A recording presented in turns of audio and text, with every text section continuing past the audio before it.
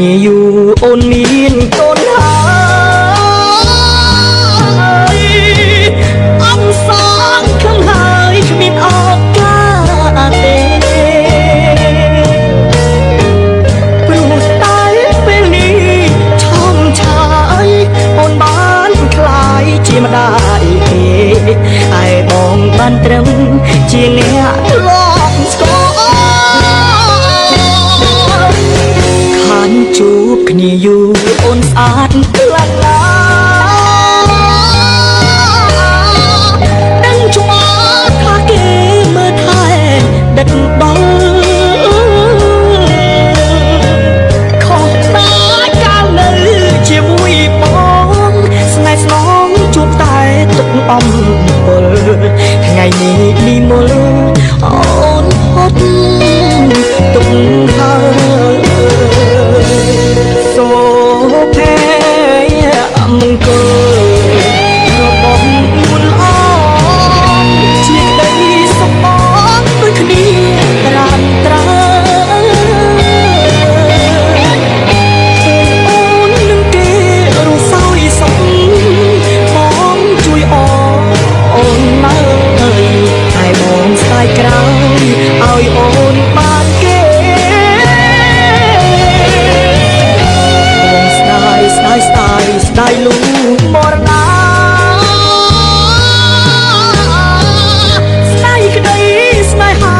បងនឹងមានមេ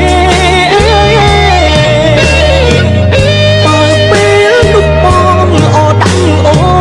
នពេលនេះស្ងួនក៏មិនបានគេខុសពីបងទេទើបបានបងអូ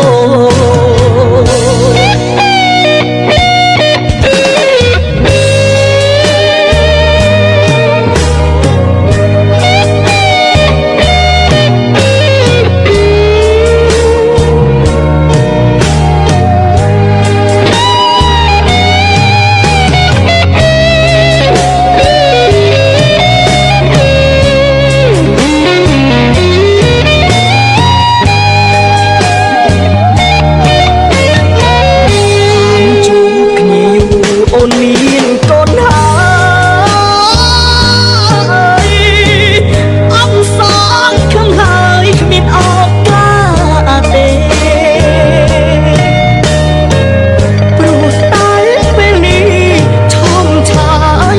អូនបានខ្លាយជាម្ដាយគេ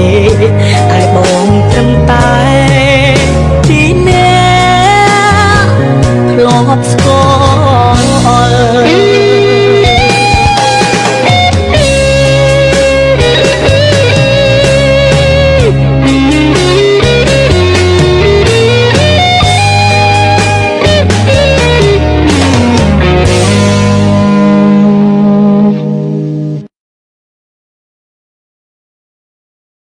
សូ